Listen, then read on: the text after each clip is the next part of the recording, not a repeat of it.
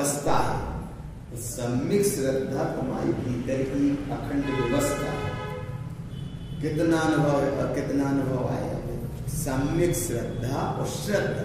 तो श्रद्धा में सम्यक श्रद्धा में क्या अंतर है कि श्रद्धा उसको कहते हैं कि श्रद्धा नाम की गुण एक समय की पर्याय प्रकट होती है। श्रद्धा से कहते हैं एक समय मात्र की प्रकट गुण जो श्रद्धा गुण की पर्याय है वो प्रकट होती है, वह तो नाम श्रद्धा है। लेकिन सम्यक श्रद्धा वो है कि जिसमें से वो प्राप्त भई है, जिसमें से वो प्रकट भई है, जिसमें से वो प्रकट भई है। जैसे प्यास लगी है और प्यास लगे 4 पात्र वहां रखे हैं, पर 4 पात्र में से ये देख रहे हैं कि जल पिएंगे तो हमारी प्यास बुझेगी, जल पिएंगे तो प्यास बुझेगी। अब अरे भाव पकड़ में देखो कि श्रद्धा सम्यक श्रद्धा कैसे काम करती। श्रद्धा में तो दिख रहा है कि पानी के 4 पात्र रखे हैं, ये पानी इसमें से हमको लेना है, ग्रहण करना है, ये श्रद्धा है। लेकिन जाकर पात्र देखे तीनों में पानी नहीं था, एक में पानी था। अब एक में पानी था तो क्या हुआ, एक के पानी को तो अब 3 पात्रों को देखोगे कि एक में से जो प्रकट है उसको देखोगे। सम्यक श्रद्धा भी इसी काम करती है कि ये बाह्य चक्र कर्मधारा विवारा दुनिया का चक्र चलता रहता है, इन सबसे परे होकर एकमात्र अखंड जहां श्रद्धा रहे, ऐसी अखंड श्रद्धा का नाम जो अंतर की व्यवस्था है। बाहर की व्यवस्था में तो श्रद्धा सम्यक श्रद्धा काम करेगी, लेकिन बाहर अंतर में क्या है कि एकमात्र निषिद्धात्म देव की जगत के सब जीव जी धर्म मान रहे हैं तो वे अपनी अपनी श्रद्धा से तो सब मान रहे हैं, लेकिन सम्यक श्रद्धा वाला कहने, क्योंकि सम्यक श्रद्धा में कुछ है ही नहीं है। श्रद्धा में सब कुछ है, लेकिन सम्यक श्रद्धा में कुछ नहीं। कुछ कैसी मान रहे, कोई के एक जगह एक सूत्र आया श्रापाचार्य ग्रंथ में कि दर्शन भ्रष्टश्च गुरश्चैव, ऐसा सूत्र आया कि दर्शन से भ्रष्ट। तो कौन से दर्शन से भ्रष्ट है? सम्यक दर्शन से। सम्यक दर्शन भी दर्शन तो कर रहे सब कुछ बाहर खरीद रहे, दुनिया के सबके चक्र चल रहे, लेकिन दर्शन भ्रष्टश्च गुरश्चैव आने दर्शन भ्रष्ट गुरश्चैव। तो ये अगर दर्शन से भ्रष्ट माने आत्मा के ये सन्मुख नहीं है, या जो सम्यक श्रद्धा की अंतर की चलने वाली स्थिति में भी जो स्थित नहीं है, आत्मस्वरूप की जो साधना आराधना रत नहीं है, उपयोग जो स्वभाव के सन्मुख नहीं है, ऐसी सब दर्शन से अर्थात आत्मा के दर्शन से जो रहते हैं वो दर्शन भ्रष्टश्चैव कहा। ऐसा कहा गुरु महाराज ने।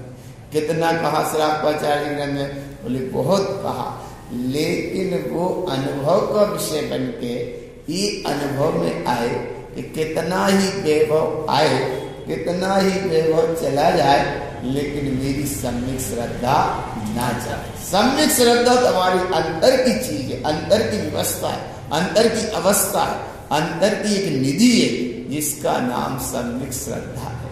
और ऐसे सम्यक श्रद्धा की भावना निरंतर भाती रहो, निरंतर भाती रहो। मनुष्य पर्याय मिली, कितना श्रेष्ठ योग मिला, कितना विशुद्धता का मार्ग मिला, वीतरागता का मार्ग मिला, विशुद्धता का मार्ग मिला। इतने सब मार्ग मिलने के बाद ये अनुभव निरंतर हर समय प्रति समय बहता रहे कि सम्यक श्रद्धा हमारे अंदर से प्रकट रहे। सम्यक श्रद्धा रहेगी तो ना तो ये जीव को देव के चक्र में भटक पाएगा, ना अदेव के चक्र में भटक पाएगा, ना मिथ्या देव के चक्र में भटक पाएगा, ना कुगुरु अगुरु मिथ्या गुरु या अधर्म उधर्म मिथ्या धर्म इनमें नहीं भटक पाएगा।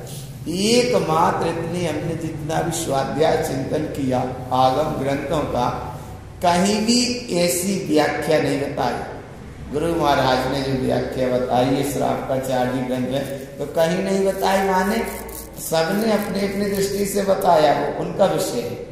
पर स्वरूप सही बताया। स्वरूप सही कैसे बताया?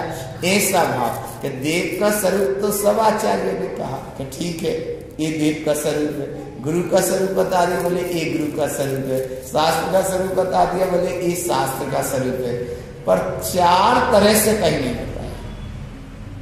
चार तरह से न देव का स्वरूप, न गुरु का स्वरूप और न धर्म का स्वरूप। क्यों नहीं बताया? अब नहीं बताया, लेकिन जितना बताया वो एक समझ में कि लानत ना, ठीक है समझ लो, अनुभव में लो, स्वाध्याय करो। लेकिन जिन शास्त्रों में पुण्य की ही क्रिया को ही श्रेष्ठ माना है, या पुण्य में ही अटका दिया या पुण्य में ही भटका दिया, तो वे सब भी संसार के कारण है।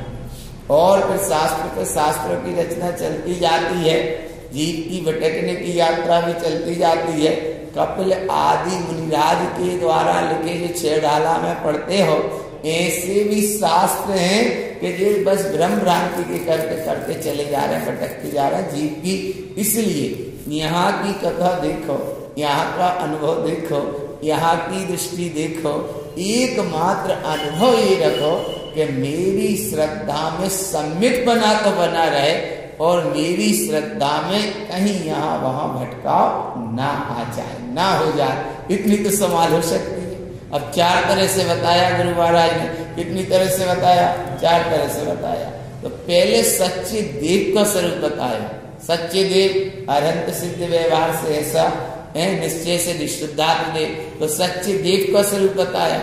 और देव के नाम पे आज कितने भटक जाते हैं जीव, ये संसार के चक्र में कितने भटक जाते हैं, भटक जाते हैं। तो ये उस भटकन से निकाला, सच्चे देव का स्वरूप बता दिया। इसके बाद में उनने गुरु महाराज ने अदेव का, वो कुदेव का और मिथ्या देव का स्वरूप बताया, कुदेव का और मिथ्या देव का, और इसके बाद बताया अदेव का। तो अदेव का स्वरूप क्या है? बोले चैतन्यता रहित है, उसका नाम अदेव है। अब अदेव के दर्शन करके या जो जीव भटकता है, स्वयं भगवान आत्मा है, चैतन्य स्वरूपी है, भगवत सत्ता से पूर्ण है, अपनी प्रतीति आत्मनिधि अखंडता से स्वयं पूर्ण है, स्वयं प्रभु है, स्वयं परमेश्वर है, स्वयं ही चैतन्य सत्तामयी है।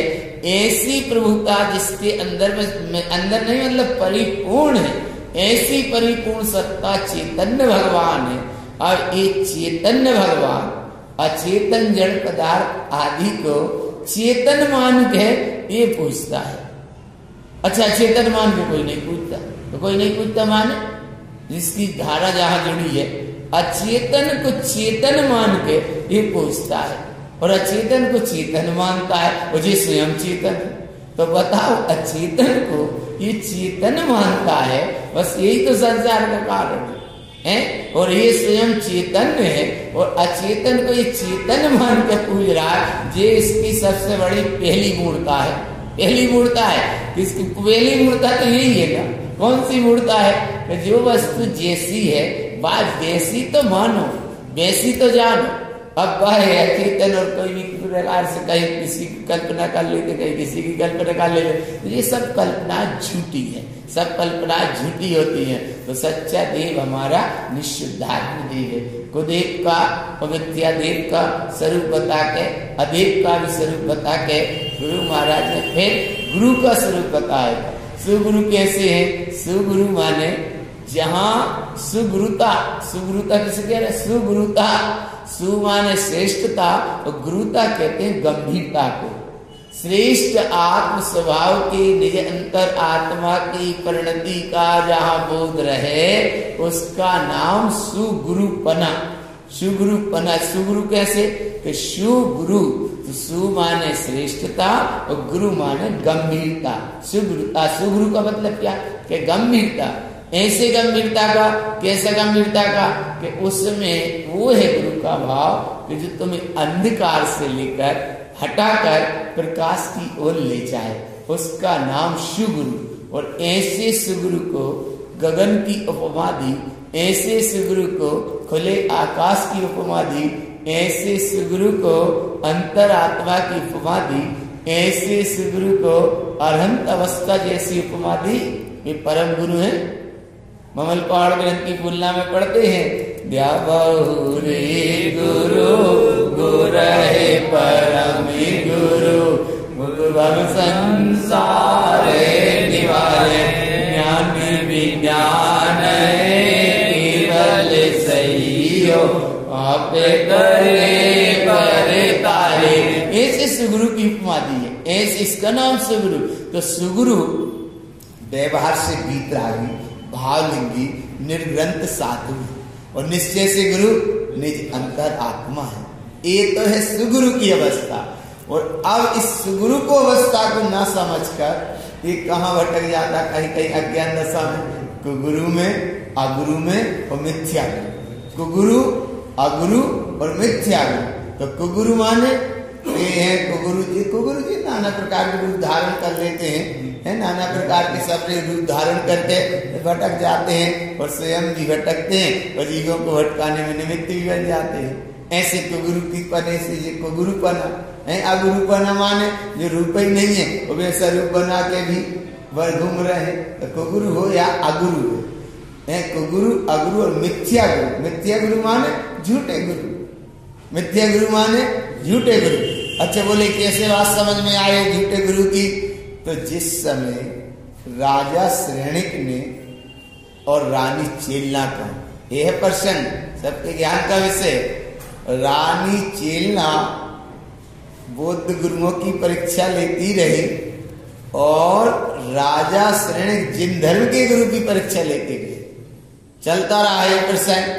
अब एक तरफ क्या प्रसंग चला कि जब वे झूठे गुरु थे, भोजन को आमंत्रण किया राजभवन में और वह रानी चेलना ने ऐसा योग बनाया कि उनकी जो कोई अवस्था थी पाया, वे सब उनको ही खिला दिए खीर में और पता नहीं। अब पूछ रहे हैं बाद में कहाँ गए, कहाँ गए, कौन गए, कहाँ गए हैं, अपने पायदान कहाँ गए? तो वह रानी चेलना ने कहा कि देखो कहाँ गए, क्योंकि तुम सुगुरु हो ना, सच्चे गुरु हो, ढूंढो। जब तुम्हारी ये अवस्था तो बताओ कितना वो भले फिर अपमान हुआ, मान हुआ उन सुगुरुओं का, भले रानी चेलना को भी उपसर्ग सहना पड़ा है, नाना प्रकार के चेल राजा श्रेणिक की प्रताड़ना की बात सुनना पड़ी, लेकिन भगवान रानी चेलना कहती रही कि हे राजा श्रेणिक, तुमको तो मैं मान सकती हूँ इसलिए कि भले अगर तुम्हारी मान्यता इन कुगुरु अगुरु मिथ्या गुरुओं से जुड़ी है, झूठे गुरुओं से जुड़ी है, फिर भी मैं एक सम्यक श्रद्धा आस्था से इसलिए तुम्हें मान सकती हूँ क्योंकि हमारा जीवन तुमसे जुड़ा है, एक राजभवन की अपेक्षा, एक मर्यादा की अपेक्षा। नहीं बोले मैं इन मिथ्या गुरु झूठे गुरुओं की बात नहीं मान सकती। क्यों? कि सब झूठे, सब झूठे हैं माने सब झूठे, तो सब झूठे हैं माने झूठे। तो रानी चेलना ने क्यों कहा? बोले मैं कुगुरु अगुरु मिथ्या गुरुओं की बात नहीं मान सकती, मैं तुम्हारी बात इसलिए मान सकती हूँ कि मेरा जीवन एक जुड़ा है, लेकिन वो भी बात मैं सच्ची जब मानूंगी तुम्हारी कि वो सम्यक की परिणति से जुड़ी हो, एक प्रभुता से जुड़ी हो, एक सम्यक लक्ष्य के भाव से जुड़ी हो, एक सम्यक साधना से जुड़ी हो, एक अंतरात्मा की जागरण से तुम्हारा अगर भाव जुड़ा है तो मैं मानती हूँ। पर इतना सहन किया रानी चेलना ने, भगवान कितना सहन किया, इतना सब सहन करते रहे, लेकिन एक तरफ अपनी शुद्धता अंतरात्मा का अवलंबन लिए रहे। राजा श्रेणिक थे बुद्ध अनुयायी और रानी चेलना थी शुद्ध अनुयायी, कहते ना कौन इतने अंदर जाके कुछ नहीं था।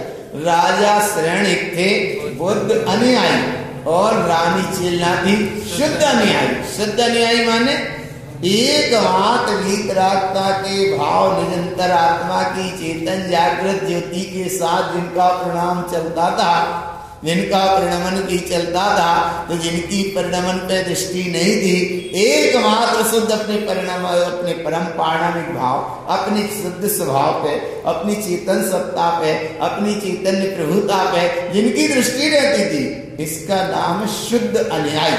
शुद्ध अनुयायी माने आत्म स्वरूप की अनुयायी, शुद्ध माने स्वभाव और अनुयायी माने उपयोग। उपयोग जिनका स्वभाव का अनुसरण करता था, ऐसी रानी चेलना आत्मा की जीव, सम्यक दृष्टि जीव, मोक्ष मार्ग की साधक, आत्म तत्व की आराधक, ऐसी वह रानी चेलना अपने स्वरूप से स्वयं परिपूर्ण थी।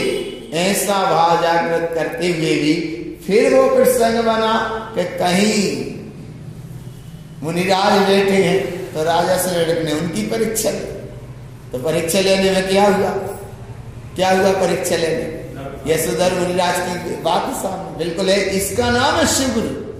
यशोधर मुनिराज अपनी आत्म स्वरूप की दशा में बैठे हैं और राजा श्रेणिक ने कितना उपसर्ग किया, 500 शिकारी कुत्तों को भी छोड़ा तो भी वो सब चक्कर लगा के शांति से बैठ गए। जब वो फिर सर्प की घटना घटती है, सर्प गले में डाला। अब 2 प्रसंग बने, कहीं मारते या मरते पर सर्प डाला और इतने निकृष्ट क्रूर परिणाम से डाला कि यशोधर मुनिराज तो शुद्धता से थे पूर्ण और उस परिपूर्णता के स्वभाव के आनंद के अतीन्द्रिय आनंद के झरना में निर्झर आनंद में बह रहे थे। उपयोग जिनका आरे 6वें 7वें गुणस्थान में झूलने वाले, ऐसे वह परम वीतरागी निर्ग्रंथता के, सत्यता के, आत्मा के उपासक अपने आप में डूबते चले जा रहे थे। और ये अवसर सामने हो गया। राजा श्रेष्ठ अवसर करके आ गए वापस और 3 दिन बाद बताया। तब रानी चेला ने कहा कि तुमने सुगुरु पे एक गुरु पे उपसर्ग नहीं किया। जिन धर्म, जिन शासन, जिन मार्ग पर उपसर्ग किया, देर नहीं करो, जल्दी चलो।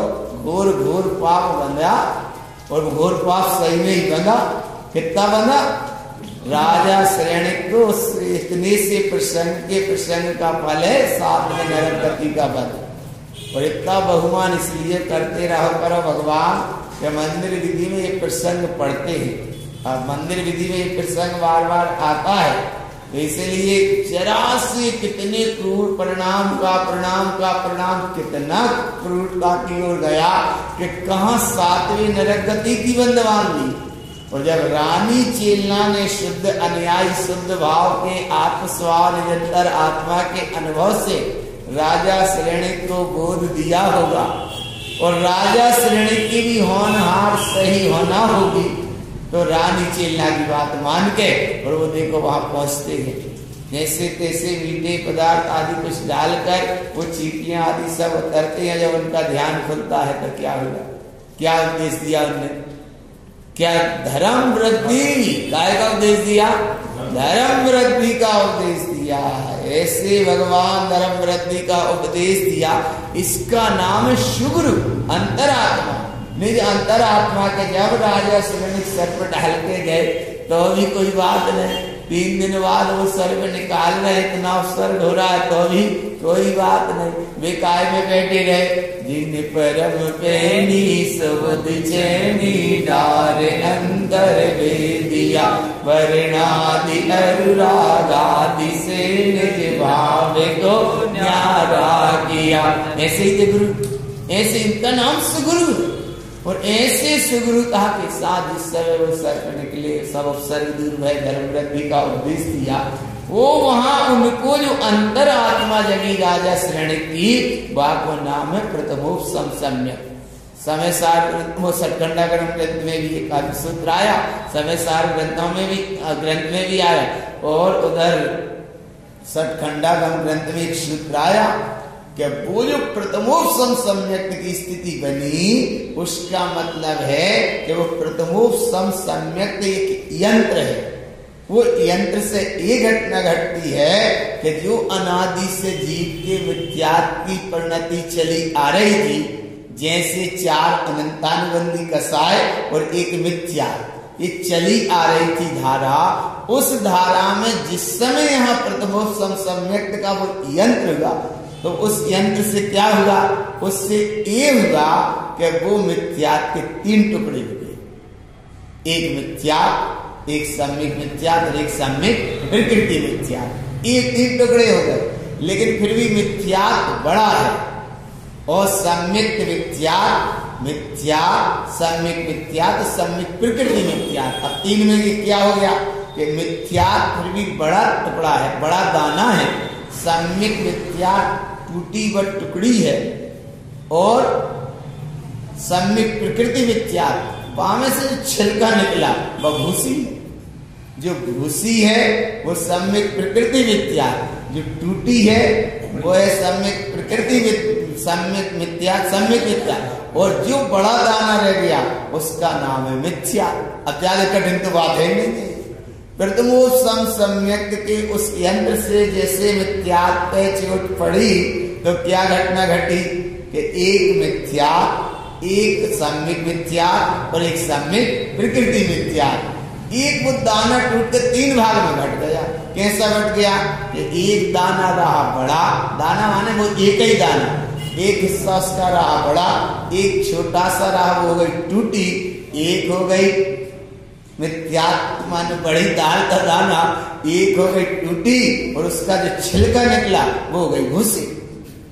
इतना सा तो काम, इतना सा काम अगर ये जीव भगवान आत्मा अभी हाल समझ ले तो उसने जिन शासन के रहस्य को समझ लिया, जिन मार्ग को समझ लिया। और जिन मार्ग जिन शासन के रहस्य को तो समझा तो समझे, लेकिन उसका निज मार्ग बन गया, निज मार्ग बन गया। अगर इतना सा काम बन जाए तो जो अनादि की मिथ्या की प्रकृति की एक अनादि रूप सत्ता चली आ रही थी, उधर वो घटा, और उस घटने में क्या हुआ कि उतना घटा उसका कितना कर्म का चक्र घट गया, कितना अनंत की यात्रा घट गई। भगवान कितनी अनंत काल के परिभ्रमण की यात्रा उसकी कम हो गई। इसीलिए दृष्टि रखो एक की निस्दाता जाकी है महिमा। और जब राजा शरण को ऐसा वहां घटा तो मिथ्यात्व तो फिर भी रहा, सम्यक मिथ्यात्व की स्थिति रही, सम्यक प्रकृति मिथ्यात्व की अवस्था रही, लेकिन राजा शरण का पुरुषार्थ जाग गया,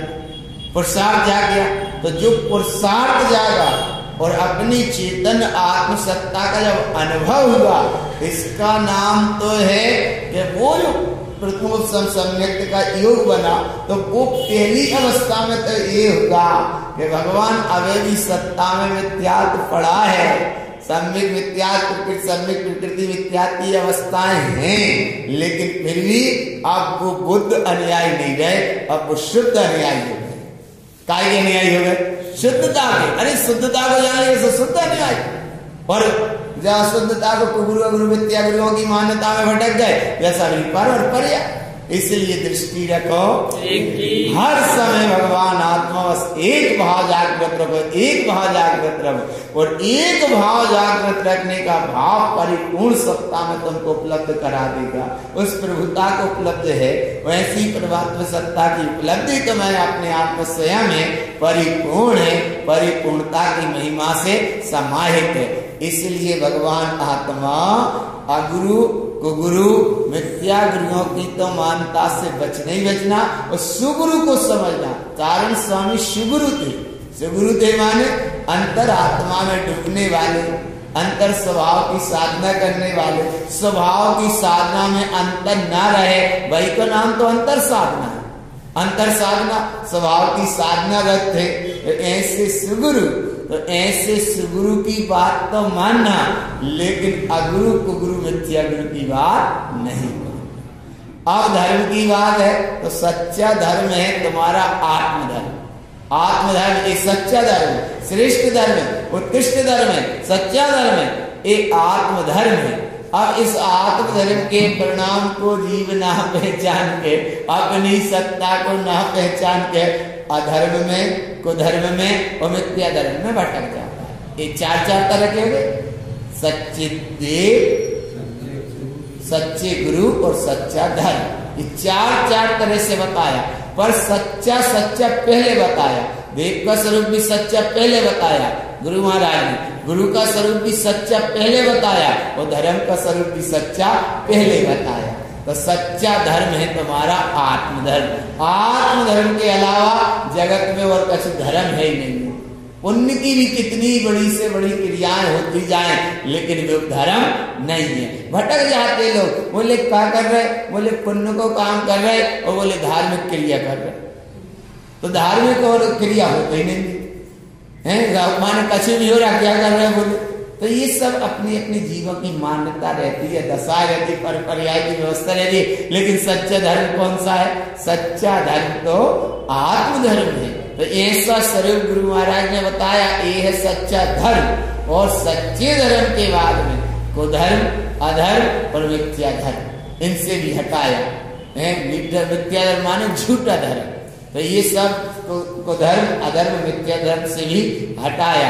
क्योंकि बाहर में जितना मानोगे वो बाहर की मान्यता सब है भ्रम, और उस भ्रम को ही मान लिया इसने धर्म। ये संसार का चक्र चलता रहता है। अनंत यात्रा होती है, आज भी नहीं समझे तो आज अनंत यात्रा चलती जाएगी।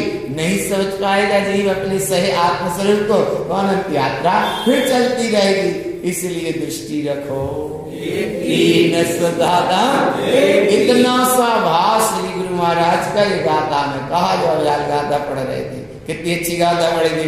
सल्यम त्रियम चित्ते निरोध रेता, जिन उक्ते वाणी हृदय चेता, मिथ्यादि देवम गुरु धर्म दूरम, शुद्धम स्वरूपम तत्वार्थ साला। 3 चरण में, 4 चरण है गाथा के। गाथा के कितने चरण है? 4 चरण। 4 चरण में एक तो पहले निकाला तुम्हें ये सल्लानी पर्याय से, इनसे सबको निकाला, बोले इनके चक्कर से बचो। और फिर जिनेन परमात्मा ने जो जिनवाणी आई, जिनवाणी कही, वो जिनवाणी अपने अनुभव का विषय बने, प्रीति का विषय बने, प्रतीति का विषय बने। और जितनी देर सल्ल दूर हो उतनी देर में तुम जिनवाणी को स्वीकार कर लो, बस उतनी देर में स्वीकार करना। देखो सल्यम त्रियम चित्त देखो सल्यम त्रियम चित्त निरोध नेता, माने इन 3 सल को जितनी देर रोक पाओ और साथ पूर्वक आत्मा के उपयोग पूर्वक आए निरोधन, जितनी देर रोको उतनी देर क्या कर लो? जिन वाणी हृदय, जिन्हें परमात्मा की वाणी को हृदय में चिंतन करो। और भगवान मिथ्याति देवम गुरु धर्म दूरम, जैसा मिथ्या देव, मिथ्या गुरु, मिथ्या धर्म, अगुरु गुरु, मिथ्या गुरु, सब की मान्यता से दृष्टि हटा के दृष्टि रखो निष्काता। और उसी समय गुरु महाराज कह रहे शुद्धम स्वरूपम तत्वार्थ साधम, ये तुम्हारा शुद्ध स्वरूप है। ऐसी तत्व की निरंतर साधना करते जाओ, और ऐसी साधना करोगे परम दशा की प्रभुता अपने आप में परिपूर्ण है, अपने आप में परिपूर्ण है, अपने आप में परिपूर्ण है। ऐसी परिपूर्ण प्रभुता का निरंतर अनुभव करते रहो। और एक गाथा में जी भैया बोले मैं आ गई थी, एक गाथा में 4 ग्रंथ समाये थे। सही है, चिंतन तो करो। हमने बीच में भी वर्षा युग में भी कई बार ये प्रसंग आया, अभी भी चिंतन करो। एक गाथा 3 नंबर की है, एक गाथा 3 नंबर की गुरु महाराज की, और कुंद कुंद महाराज के 4 ग्रंथ। देखो कितना गहरी अनुभूति का मार्ग है पूरा। केवल इतनी सी तुम गाथा का छेपा लगा के रखो। वो समय साथ यहाँ स्वाध्याय भी चल रहा, और भी स्वाध्याय ग्रंथ भी पढ़ रहे हैं। तो देखो भैया काया नवा कि पूरा समय सार का सार केवल इतना सा है, काया प्रमाणम तुम ब्रह्म। पूरा छेपा लगा, यही विषय पूरा है। 415 गाथा तक पहली गाथा से शुरुआत करी, और 415 गाथा तक क्या है? बस इतना ही है, काया प्रमाणम तुम ब्रह्म रूपम। एक तो समय सार ब्रह्म स्वरूपी भगवान आत्मा का बोध बना रहे। और कितनी गहराई से कुंद कुंद महाराज ने भी बोले ना जीव में, अरे एक जगह बीच में तो आया, ना दर्शन है, ना ज्ञान है, ना गुणस्थान है, ना समास है, ना क्रिया है, ना कारण है, कहीं कुछ है ही नहीं है। बस दृष्टि में एकमात्र कारणीकरण है, कारणीकरण है, ऐसा वो बताया। और जहाँ कुंद कुंद महाराज का दूसरा ग्रंथ पंचास्तिकाय पढ़ने, पूरा पंचास्तिकाय संग्रह, और यहाँ गुरु महाराज का ये सूत्र है, निरंजनम चेतन लक्षणितम।